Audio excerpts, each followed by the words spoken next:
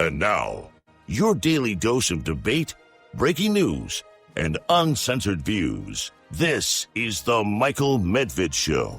And another great day in this greatest nation on God's green earth. A great day, says President Trump, when the U.S. has unequivocally won the war. The war, President Trump says, is over, and the proof of that is the receipt of a mysterious present.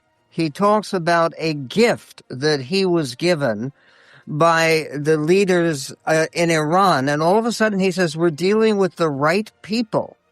And he seems to have been swayed into a strange support for the Iranian regime, even at the time that they're making fun of President Trump's proposal for a ceasefire that has 15 points of agreement. No one knows how many of those points of agreement have been taken seriously even by the Iranian enemy. Right now, the war is separating wimps from warriors. Who said that? Pete Hegseth? No. That's Melanie Phillips, who is a leading opinion maker in the United Kingdom.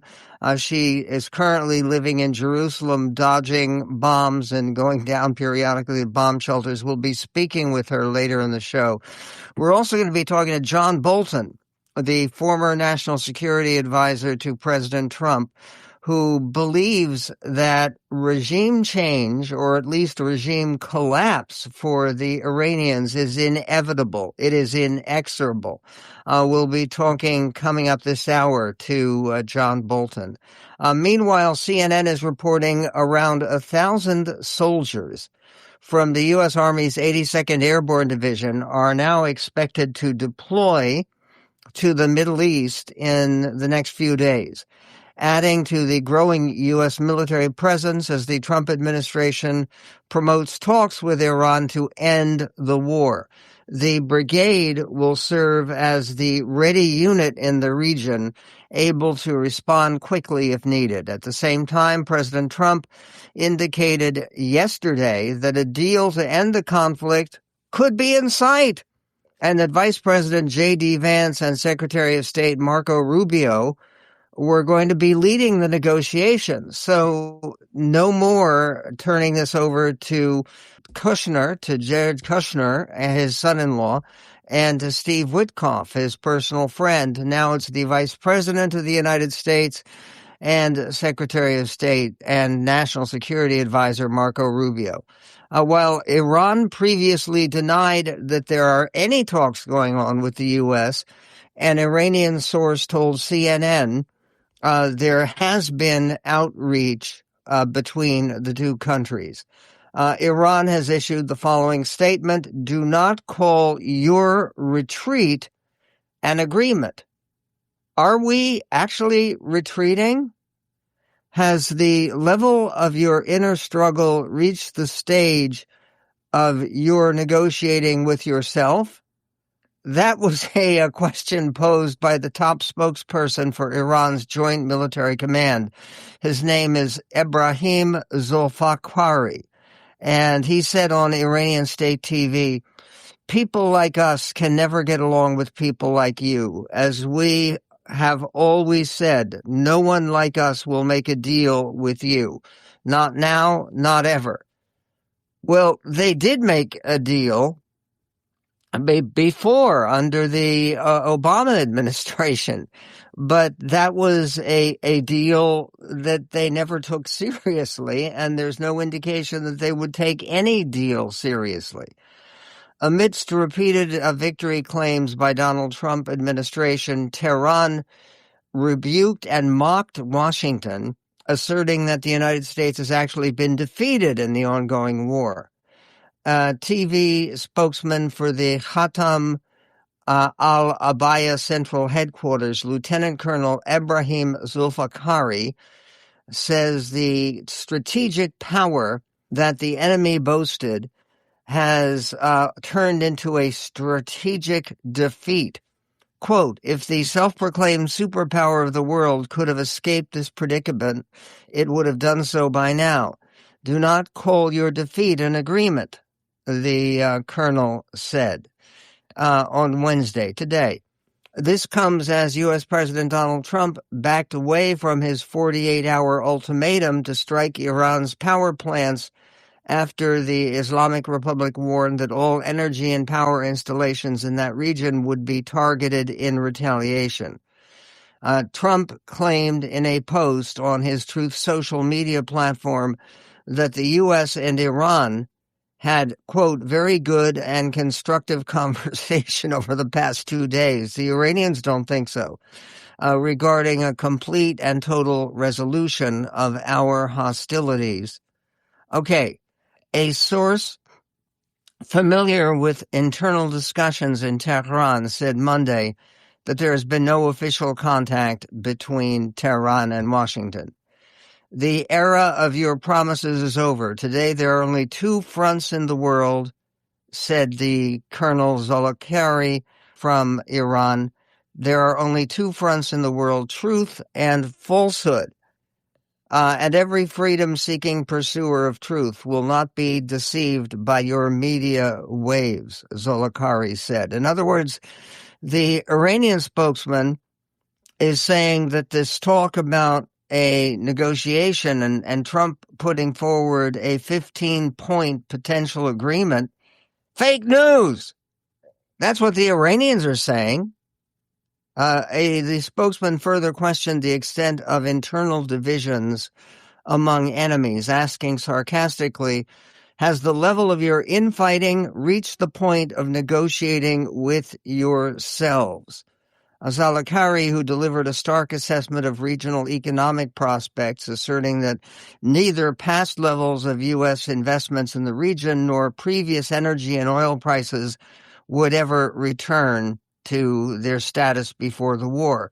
Stability in the region is ensured by the powerful hand of our armed forces, the colonel said. Stability through our power. He also made clear that no previous state of affairs would return unless the very thought of taking military action against the Iranian nation is completely erased forever from your vile minds. Well, this, again, just doesn't sound like he's giving President Trump a present. Or maybe these are divisions within Iran. Our first and last word from day one has been, and it always will be, someone like us will not come to terms with someone like you, the Iranian spokesman said. Not now, not ever, he further added. Meanwhile, CBS is reporting that President Trump declared the war won, but Iraq mocked suggestions that talks are underway and warned against a ground invasion with new American troops, Marines, and soldiers making their way to the Middle East. What to know about the latest? Iran's state-owned Press TV says the regime has rejected a list of points sent by the Trump administration via an intermediary. The intermediary apparently is Pakistan, another nuclear power, in a bid to get peace talks going. Yeah, right. Pakistan, which is right now fighting with Afghanistan, is just who you need to get peace talks going.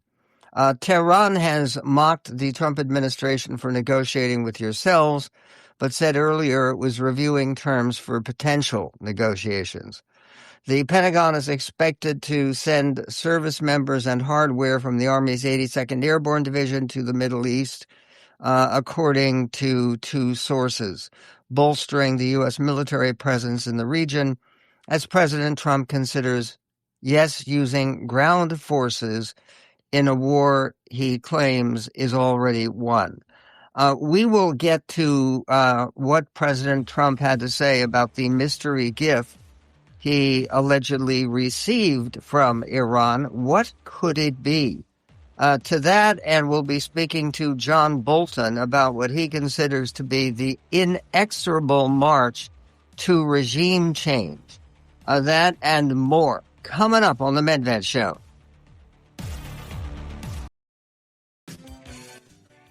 And NBC News has just released an exclusive report indicating that each day since the start of the war, U.S. military officials have compiled a video update for President Trump.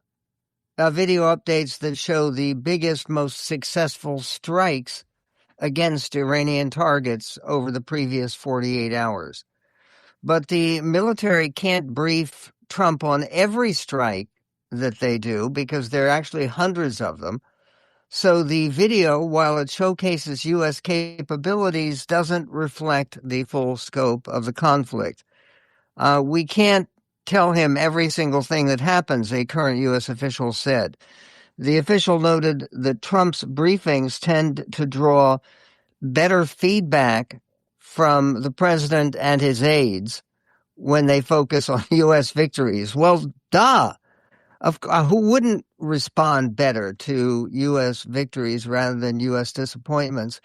The image of U.S. victories, the images that President Trump receives on a daily basis, help to express the optimism that he shares with the wider world. Yesterday, in the Oval Office, he declared victory, as he has been doing intermittently for several weeks now. This is clip 17. Well, I think we're going to end it. I can't tell you for sure. I don't like to say this. We've won this. This war has been won. The only one that likes to keep it going is the fake news. I mean, the New York Times, you read the New York Times, it's like we're not winning a war where they have no Navy and they have no Air Force and they have no nothing. And we literally have planes flying over Tehran and other parts of their country. They can't do a thing about it. This is interesting because just a couple of days ago, he was denying that this was a war. He said, don't call it a war, call it a military action. He also spoke in the Oval Office yesterday about a breakthrough, he claims, in our relationship with Iran. This is clip 20. Because they're going to make a deal. They're going to make a deal. They did something yesterday that was amazing, actually. They gave us a present, and the present arrived today. And it was a very big present worth a tremendous amount of money. And I'm not going to tell you what that present is, but it was a very significant prize. And they gave it to us, and they said they were going to give it. So that meant one thing to me: we're dealing with the right people. No, it wasn't nuclear related. It was oil and gas related. And it was a very nice thing they did. But what it showed me is that we're dealing with the right people. Did they give him some kind of plaque or medallion or medal or gold sculpture giving him the equivalent of the Nobel Peace Prize? This would be the Tehran Peace Prize. What could they have given him that would be so spectacular and worth a great deal of money? Meanwhile, President Trump acknowledged that as well and brilliantly as our military has performed, and it has been brilliant and amazing achievements by America's military and military planners, there are mistakes and setbacks. President Trump acknowledged one of them, clip 15. Little mishap. They shot down 3 planes with our missiles. They happen to be our planes, but the pilots made it. Can you imagine the pilots making it? The pilots saw what was coming, and they said, those are Patriots. We're not going to escape Patriots, and they got out of there pretty quick, Pete, right? Pretty amazing that they got out. The 3 pilots lived. They're fine. In fact, they're flying today. Somebody fired the missile? Yeah, the Kuwaitis made a mistake. They fired. They thought they were firing at the enemy. It was, as the expression goes, friendly fire. But the pilots are great. They're flying today. Pretty amazing, right, when you think of it. There are mishaps of war. Okay, there was a question to Mike Johnson at his press conference, and the question was a sharp one, was a good one, was focused. It was, the Pentagon is supposedly dispatching 2,000 more troops. How was that not boots on the ground? And you and the president have said we're not at war. How is that not an escalation of the war in Iran to be sending more troops to the region? And Speaker Johnson said, look, I think it sends a signal to Iran that they better get their act together. Operation Epic Fury is almost done. The Pentagon is supposedly dispatching 2,000 troops. How is that not putting boots on the ground? And you said we're not at war. How is that not an escalation of war in Iran? Look, I think it sends a signal to Iran that they better get their act together. We need to resolve this quickly, and that's the president's interest, and that's ours. It's everyone's. We need to. Operation Epic Fury is almost done. I mean, I think the mission that was very clearly defined in the beginning, the objectives have been met. We have to get the Strait of Hormuz straightened out. And we need our international partners to help with that because it's a giant project that involves everybody around the world at some level. So I'm optimistic that's going to happen. This buildup of troops is very different than boots on the ground. We don't have boots on the ground. I don't think that's the intention, but I think Iran should watch that buildup, and they need to take note of that. They have to reopen the Strait. They have to the good neighbors to their Middle East neighbors over there in the region. They cannot have, I mean, they're aware of that. They cannot have that capability, and they cannot declare war on the United States and Israel, which is what they did, decades ago. Our mission will be accomplished. I think that will wrap up in a short time period, and I know that's the intention of the administration and the mind of the war. We have the greatest, most powerful military fighting force ever conceived in the history of planet Earth. It's an amazing power that we have, and we wield it for good. We've done it here. That job is almost done, and I think it will wrap up. The idea of it getting done in the next few days, or even the next few weeks, is encouraging. It's encouraging for almost everybody. But is it inexorable? Is it the way that we have to go? And why is it that so many people have even stopped talking about regime change as a goal of this war? We'll be speaking about that with John Bolton. John Bolton, of course, a former chief of foreign policy national security advisor to President Trump in his first term. And he has been strongly supportive of this war by the United States and by Israel against the mullahs in Iran. We'll be speaking with John Bolton coming up here on the MedVet Show. LifeLock, how can I help? The IRS said I filed my return, but I haven't. 1 in 4 tax-paying Americans has paid the price of identity fraud. What do I do? My refund, though. I'm freaking out. Don't worry, I can fix this. LifeLock fixes identity theft guaranteed and gets your money back with up to $3 million in coverage. I'm so relieved. No problem. I'll be with you every step of the way. 1 in 4 was a fraud-paying American. Not anymore. Save up to 40% your first year. Visit LifeLock.com/podcast. Terms apply. And dangerous times for the United States, but what is the greater danger? Is it pulling out too soon from Iran, or is it getting caught in a quagmire? Could it be both? John Bolton has answers to all of this. He also has an answer to the key question, whatever happened to that idea of regime change in Iran? John Bolton served as assistant to President Trump for national security affairs during his first term, and he is a former ambassador of the United States to the United Nations. His most recent column is about the inexorable nature of a regime change. John Bolton, before we begin, just a reminder to subscribe to our YouTube channel, which is Michael Medved Official. John, if you had to say which represents the greater danger right now, is it a too rapid withdrawal from Iran, or is it getting caught in an ongoing quagmire? Well, I think much the greater danger is withdrawing too soon. I don't know what Trump's personal objective is in Iran. It started out looking to me like regime change, and I think that is the right objective. So I speak from the perspective of someone who wants this operation to succeed. Mm-hmm. You know, the fact is we've done enormous damage to their military, to the Revolutionary Guard in particular, to their nuclear program, their ballistic missile facilities and production capabilities. All that's to the good.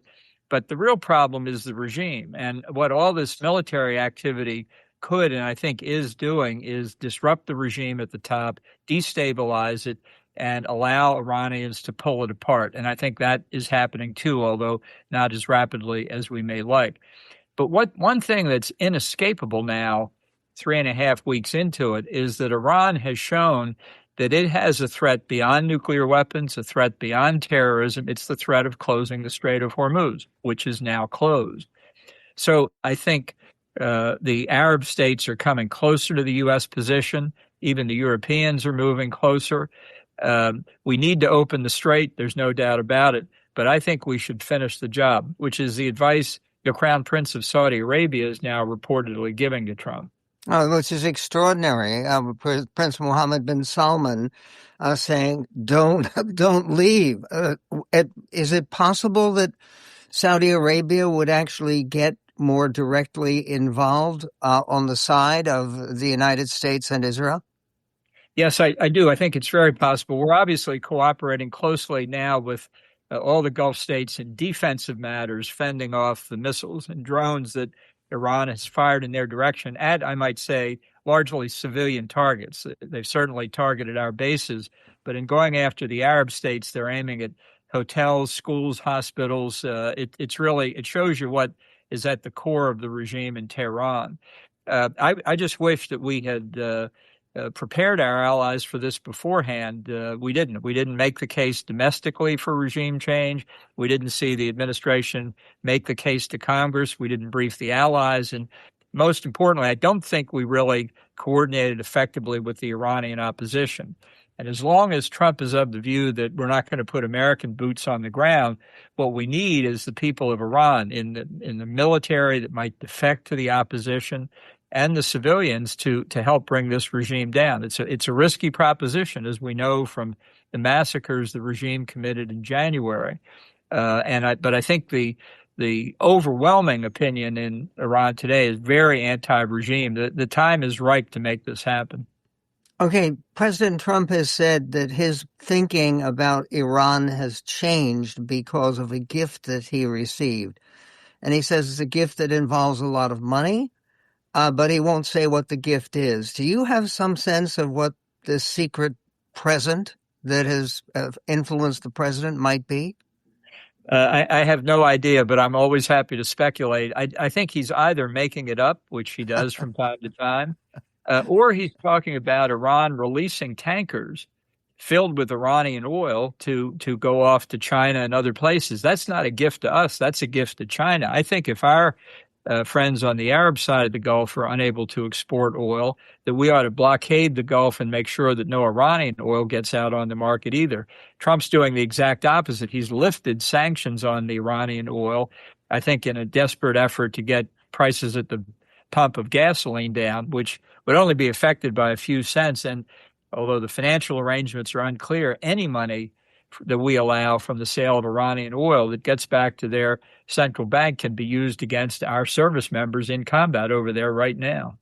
Okay, right now, President Trump seems to have offered a potential ceasefire with 15 points on it.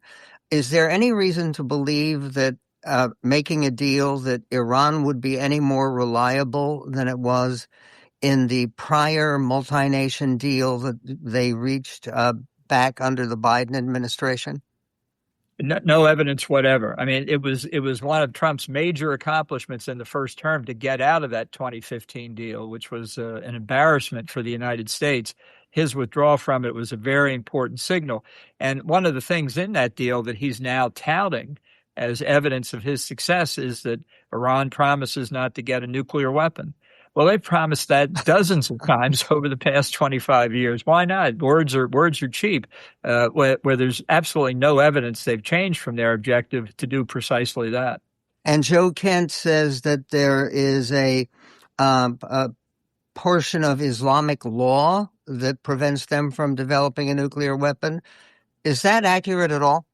No, I don't think there's anything in Islamic law that prevents that. Ask the Pakistanis. They're Islamic and they've got nuclear weapons, number one. Number two, it may simply refer to a a fatwa that somebody in Iran was once supposed to have issued against making nuclear weapons. Nobody's ever seen this fatwa. If it exists, it's never been publicly released.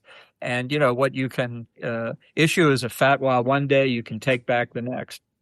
How much longer do you believe it continues to be this conflict without a resolution? Well, I think there can't be an end to it. I don't even think Trump would accede to an end that didn't have the Strait of Hormuz open. Now, I hear from military types that they think their efforts to open the strait through further military action are moving ahead successfully. I hope it happens sooner rather than later. But we really have the ability now. We have control of the skies over Iran. We continue to eliminate their missile launchers, their missiles, their drones, their production facilities.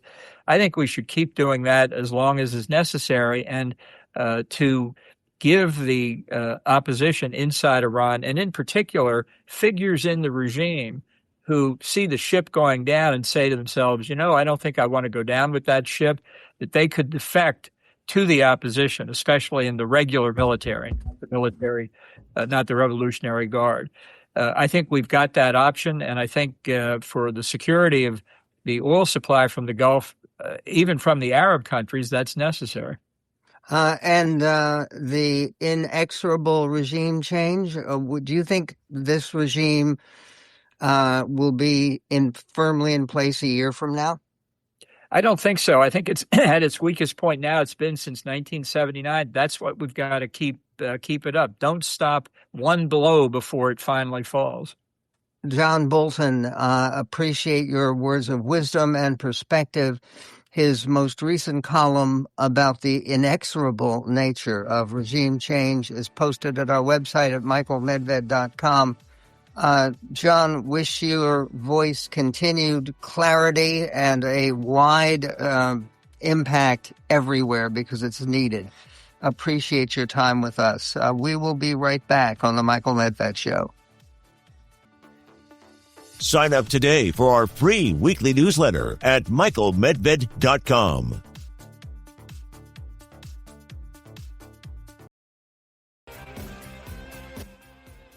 And on the Michael Medved Show, listening to John Bolton talk about the state of the war and the fate of the war may be surprising to some people because he shows a level of optimism and a level of gratitude for the achievement of our military so far in this war that seems to have gone at least briefly out of style, but certainly not entirely. It's worth checking out Bret Stephens, who has a column today in the New York Times under the headline, "The War is Going Better Than You Think." And then the subheadline headline, "How the Fight in Iran Compares with Past Conflicts." And Bret Stephens writes, if past generations could see how well this war has gone compared with the ones they were compelled to fight at a frightening cost, they would marvel at their posterity's comparative good fortune. They would marvel, too, at our inability to appreciate the advantages we now possess. Okay, that's a perspective I think that is extremely important and very much needed. I will be hearing more on the question about how the war is really going with Melanie Phillips from the United Kingdom, who's a top columnist for the Times of London, coming up on this radio show. But meanwhile, part of the difficulty that people feel, and I think part of the reason they look at the most grim side of the war, is because of our difficulties right here at home. CNN is reporting a standoff over the Department of Homeland Security funding continues to drag on after nearly 40 days, with President Trump stopping short of endorsing a Republican plan to end the shutdown. GOP leaders pitched their strategy to Trump during a meeting on Monday night at the White House, but left without a clear sign of his support or where he stands on this issue. The Republicans proposed funding the Department of Homeland Security, which now has a new Secretary of Homeland Security, Mark Wayne Mullen, who was sworn in after his confirmation. More on that. They proposed funding DHS, except for a small portion of the immigration enforcement budget, a concession to Democrats. But Democrats say the plan falls short, and they're pushing for broader reforms to ICE. Senate Minority Leader Chuck Schumer also signaled Tuesday that the proposal from the Republicans is insufficient, telling CNN he plans to press for more. This is embarrassing, frankly, and it's ridiculous. And the inability to put this forward is hurting the national confidence in our entire political system. It's one of the reasons that in so many of these off-year elections, special elections, the Republicans have done badly. The Hill is reporting that the Democrats have flipped a state house district in Florida that includes the president's Mar-a-Lago resort in a special election. By the way, in that special election, President Trump voted by mail. He did. And I'm sure he voted for the Republican who lost, but the notion that he thinks that mail-in voting is such a threat and is so inappropriate, and he's so deeply opposed to it, and yet he goes ahead and votes by mail. Okay. The Republican Party also lost another Senate district. They lost the House district on which President Trump voted, and they flipped another Senate district based in Tampa. President Trump, meanwhile, has formally endorsed his personal ally, but not necessarily a great ally of the United States, who is the Hungarian Prime Minister Viktor Orban, that ahead of his country's parliamentary elections next month. Polls have shown that Orban's party is trailing right now in the race. We don't know how that is going to go. Meanwhile, another war powers resolution failed, mostly along party lines, after Senate Democrats tried again to restrict President Trump's authority in Iran. The 53-47 vote against the measure was a repeat of a vote taken last week. And then there is this. CPAC is coming up in Texas, the Circus Political Action Conference. It's actually the Conservative Political Action Conference.